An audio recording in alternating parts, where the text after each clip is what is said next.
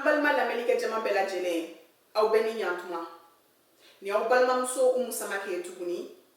kana jemune awye akli nyuma kene konana la ani an balma ke zu jalo no ya anga jata nanye amba yere fo kosebe ni yorola bi amina jemuna awye muneka oye jamana ngani mekoy ambeba donc afo fenyuma kadanye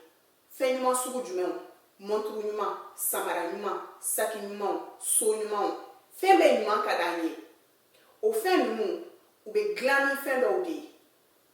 o fɛn ninnu bɛ mun de kɔnɔ u b'an ka ŋanimɛw de kɔnɔna la o ŋanimɛ ninnu ni tubabuw ko a ma ko capital o capital ninnu o bɛɛ fanba bɛ sɔrɔ yɔrɔ jumɛn anw ka continent sanfɛ n'o ye continent africain n'o ye farafina ye mais bi kɛrɛnkɛrɛnnenya la n da bɛna se Mali de ma nin fɛn ninnu a bayɛlɛmali a bɛ kɛ sababu ye ka jamana économie la sabati ka jamana économie k'a la évoluer k'a la taa ɲɛ économie yɛrɛ ye mun de ye datugu ɲɛ kelen na économie ye sɔrɔ tagabolo ani jamana nafolo sɔrɔ taabolo ɲuman de ni ŋanimɛ ninnu n'u bayɛlɛmara u kan ka bayɛlɛma cogo min na a bɛ na ni baara ye baara o bɛ na ni mun ye nafolo ni nafolo donna jamana kun jamana bɛ bila mɔgɔw jamana tɔw ɲɛ an da bɛna se nin ma bi n da bɛna se mun wɛrɛ ma tuguni o de ye matière première ninnu ye matière première nin n bɔra k'a fɔ n ɲɛna cogo min na ale ye fɛn ye fɛn min bɛ sɔrɔ dugukolo jukɔrɔ walima dugukolo sanfɛ wa i bɛ se k'a ye i bɛ se ka maga a la nka fɛnw don fɛn minnu a bɛ labaara de ani nafolo bɔlen nka nafolo fɛnɛ tɛ ka d'a kan misaliya la sisan e min bɛ ka ne lajɛ ni e bɛnbaw i mɔkɛw n'olu ye tiɲɛ dɔ to e faw bolo ka jigin e yɛrɛ la o tiɲɛ in n'i m'a labaara a ti yɛlɛma ka kɛ nafolo i bolo o tiɲɛ bɛ se ka kɛ sanu ye a bɛ se ka kɛ baganw ye a bɛ se ka kɛ dugukolo ye a bɛ se ka kɛ fɛn caman na o n'a ɲɔgɔnnaw ye n'o tora e bolo f'e k'o labaara de donc matière première ninnu an ka agriculture an ka sɛnɛkɛfɛnw olu sen b'a la an ka exploitation minière n'o y'an ka dugu jukɔrɔfɛnw ye an ka sanu an ka bauxite ani an ka gaz naturel olu bɛɛ sen b'o la jamana dɔw yɛrɛ la yɛrɛ hali pétrole sen b'a la donc o de y'an ka matière première ye n'an bɔra yen an da bɛ se mun ma o ye nin matière première ninnu o ye u bayɛlɛmali de ye ni nanzaraw k'o ma ko k'a industrialiser walima k'a transformer an da bɛna s'o de ma o tɛ taga cogo si la fɛn dɔ de kɔ walima fɛn dɔw de kɔ o fɛn ninnu ye mun ye hakili ani fanga hakili b'a miiri fanga b'a baara kɛ a fila bɛɛ bɛ baara kɛ ni ɲɔgɔn ye ninnu fila faralen ɲɔgɔn kan o de bɛ na ni nafolo in ye o de bɛ nafolo in créer nafolo créeli sababuya kɔnɔna la baara caman bɛ sɔrɔ o kɔnɔ fɛn camanba de bɛ se ka bɔ a kɔnɔna na nka fo ka fɛn dɔ de faamuya ne balimaw nafolo in a tɛ sɔrɔ ni baara tɛ i b'a jateminɛ anw ka farafinna hakilina ɲumanw caman banna nka ka wuli k'a baara kɛ o de ka gɛlɛn an bolo kosɛbɛ tuma dɔ la a dun ŋanimɛ filɛ nin ye n y'a fɔ cogo min na ŋanimɛ n'i m'a labaara fu de b'i bolo a b'i komi fɛn cɛɲumanin dɔ b'i bolo mɛ nafa t'a la walima hali ni nafa b'a la e bɛ fɛ ka tɔnɔ min sɔrɔ a la i tɛ n'o tɔnɔ sɔrɔ a la baara de bɛ nafolo lase mɔgɔ ma n'i ma baara kɛ nafolo sɔrɔ ka gɛlɛn kosɛbɛ n'an taara ni économie sira ye ŋanimɛ caman bɛ anw bolo nka baara de tɛ kɛla ka ŋanimɛ ninnu transformer ni k'u bayɛlɛma n'an ko bamanankan na k'a bayɛlɛma n'i ye exemple ta coton kan an ka kɔɔri camanba de bɛ bɔ an ka dugukolo la kɔɔri baden de bɛ bɔ an ka dugukolo la anw yɛrɛ ka jamana n'o ye Mali ye Mali bɛ kɔɔri tɔn hakɛya min di san o san o ka ca ni jamana caman diɲɛ jamana caman faralen ɲɔgɔn kan ka kɔɔri dita ye nka an t'a bayɛlɛma an b'a bɔ cogo min na dugukolo la n'an ye fɛn kelen ni fila k'a la an b'a feere bon o bɛ na ni engrenage économique de ye o engrenage économique in o kɔrɔ ye mun ye o ti dɔwɛrɛ ye ka sɔrɔ tagabolo jamana sɔrɔ tagabolo ye n'o ye économie ye ka dankari o la a b'i komi sisan terrain jɔlen bɛ mais a tɛ ka taga a tɛ ka avancer walima ka mobili jɔlen don mobili in kɔni a cɛ ka ɲi nɔ fɛn ɲuman b'i bolo mais a tɛ ka se ka bouger a tɛ ka se ka bɔ Falajɛ ka taa Balabu walima ka bɔ Balabu ka taa Bakɔjikɔrɔni donc fɛn ɲumanin dɔ b'i bolo nka nafa t'a la f'a ka faamuya de k'a fɔ baara de bɛ se ka nin fɛn ninnu k'u bayɛlɛma an bolo ŋanimɛ fɛn don fɛn min ni nafolo bɔlen don nka nafolo tɛ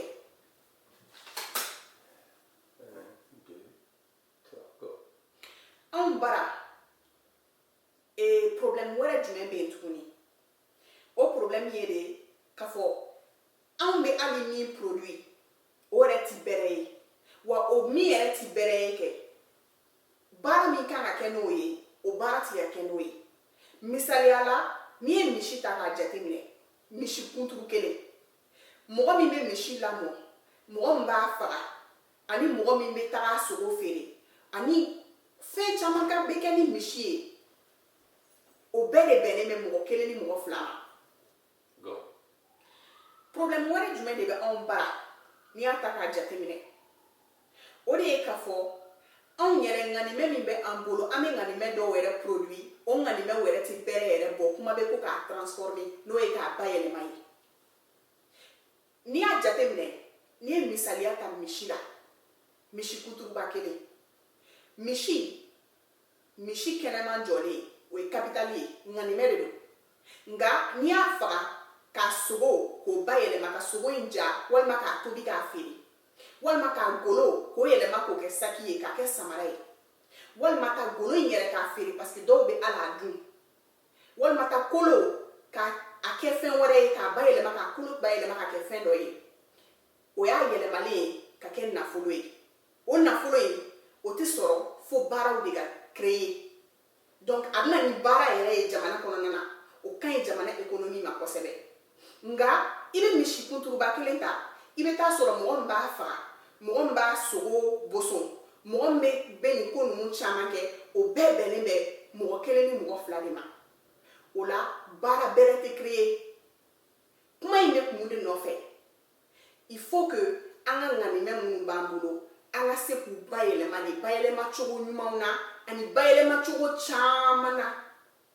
walasa an ka économie a bɛ sabati walasa sɔrɔ tagabolo in a bɛ taga ɲɛ n'i ye aw ni ne ɲininka fura jumɛn de kan ka sɔrɔ nin problème ninnu bɛɛ la nin ye question nafamaba ye question min an bɛ n'o fɔ ka hakili ɲumanw kɛ k'a sɔn fo ka mɔgɔw lakalan de ka mɔgɔw sensibiliser mɔgɔw k'a dɔn bana min bɛ an na fɔlɔ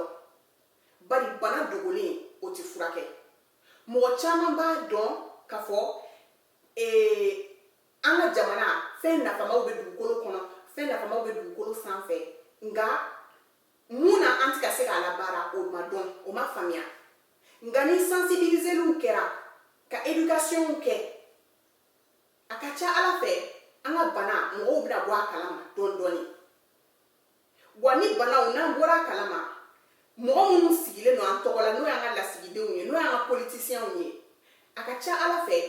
n'an y'a kuma kɛ k'a kuma kɛ k'a kuma kɛ k'a kuma kɛ a bɛna don olu tulo la n'a donna olu tulo la u fana bɛ hakili sɔrɔ k'a fɔ n'an ye nin kɛ a bɛ se ka kɛ a bɛ bange nin na walima a bɛ taa bange nin na ainsi de suite wa o bɛ kɛ sababu ye ka économie lataa ɲɛ wa sensibilisation ye a ka ɲi sira jumɛn wɛrɛ fɛ tuguni a bɛ fɛn dɔw changer an danbe kɔnɔ parce que an danbe a ka ɲi an danbe ka ɲi fo an danbe ka ɲi. N'i ye ne yɛrɛ ɲininka ne b'a fɔ n ko danbe ɲuman tɛ yen ka tɛmɛ maliyɛn danbe kan. Nka fɛnni dɔw bɛ danbe kɔnɔ fɛnni minnu n'olu kan ka corriger n'an kan k'olu yɛlɛma dɔɔni. An danbe a tɛ mɔgɔ encourager ka wari ɲini, a tɛ mɔgɔ encourager baara la kosɛbɛ. Hali n'i ye maliyɛn ta k'a jateminɛ maliyɛn bɛ siga kosɛbɛ baara dɔw kɛli la. I b'a fɔ wuluwulubɔw, maçon baaraw, olu n'a ɲɔgɔnnaw. A dun baara ma bɔ baara la. Baara ye nafolo de ye, fo k'o de faamuya. Nka nin bɛ kɛra i bolo cogo o cogo n'i m'a labaara nafolo tɛ sɔrɔ. Donc o donnen don an danbe kɔnɔ n'o y'an ka culture ye. Fo k'a faamuya danbe in fana ye min ye. Nanzarakan na u k'a ma ko culture. Donc n'an sera k'olu fɛnni ninnu bɔ an danbe kɔnɔna la, a ka ca Ala fɛ hakili ɲumanw bɛ na. 1, 2, go. Fan da ka tu fɛn wɛrɛ de fɛnɛ na. O fɛn wɛrɛ ye mun ye? O ye entrepreneuriat de. Entrepreneuriat ale fɛnɛ tɛ taa fɛn dɔ de kɔ. O de ye kalan ye, halisa kalan ye. Kalan ni entrepreneuriat ye u bɛ taa ni ɲɔgɔn ye kuma caman ani sira caman fɛ. Nka n'i y'a jateminɛ entrepreneuriat a lafasalen tɛ anw bara. A encouragelen tɛ. Population t'a encouragé. An ka lasigidenw fɛnɛ t'a encouragé. Jamana ɲɛmɔgɔ olu t'a encouragé kosɛbɛ. N'i y'a jateminɛ a ka di maliyɛn ye de k'a ta kalan kɛ kalan min b'a to a tɛna k'a yɛrɛma hɔrɔn ye. Ni n ko n b'o expliquer o kɔrɔ ye mun ye? Kuma caman an bɛ taa ka taa droit kalan. Kuma caman an bɛ taa ka taa bureau kɔnɔ baaraw kalan. Baara minnu b'a to an bɛ taa sigi bureau kɔnɔna na. Bureau kɔnɔ baara bɛɛ tɛ. Parce que entrepreneuriat dɔw o tɛ taa bureau kɔnɔ baara kɔ. Entrepreneuriat dun filɛ nin ye o ye ka baara kɛ i yɛrɛ de ye. Donc fo ka kalan ye, fo ka fanga don a la. Sira fɛ, sira min bɛna ka na ŋanimɛ ninnu transformer, sira min bɛna ni industrialisation ye. Fo ka kalan bolo faraw caman de dayɛlɛ. Minnu bɛ se ka denmisɛnninw former, ka kalan kɛ denmisɛnninw kun, kalan min bɛ se k'u dɛmɛ ka nin fɛn ninnu k'u bayɛlɛma. O wɛrɛ la, an b'a fɔ dɔrɔn ko entrepreneuriat ye ka problème ye, ka solution sɔrɔ a la, ni ka tila ka tɔnɔ bɔ o la. Kuma dɔ la, entrepreneuriat in kɔnɔna la, créativité tɛ yen. Nanzaraw ko min ma ko créativité, o ye de ka bolofaraw caman dilan na. Bagan mara bɛ se ka kɛ bagan yɛrɛ, n'i ye bagan yɛrɛ ta k'a jateminɛ, bagan mara bɛ se ka kɛ ni bagan ye. Bagan golo bɛ se ka labaara. Bagan sogo o bɛ se ka labaara. Fɛn wɛrɛw bɛ se ka bɔ bagan na min tɛ bagan marali dɔrɔn ye. Nka bɛɛ b'i sinsin fɛn kelenw de kan. Ni mɔgɔ kelen donna ko min na, bɛɛ b'i cɛ ka taa o sira fɛ. Kuma dɔ la nin bɛɛ de bɛ jouer ŋanimɛ ninnu bayɛlɛmali kan. Wa a bɛ jouer économie yɛrɛ bɛɛ lajɛlen kan. N'o ye sɔrɔ taabolo ɲuman ye. Ayiwa n balimaw, nin de tun b'an bolo ka lase aw ma, nin de tun y'aw tulo garisɛgɛ ye bi. Nin tun y'aw n'aw balimamuso ye Umu Samake hakili ɲuman kɛnɛ kan. Aw ni ce aw ka tulomajɔ la halisa, wa aw k'an bɛn nin kɛnɛ ɲɔgɔnna wɛrɛ kan.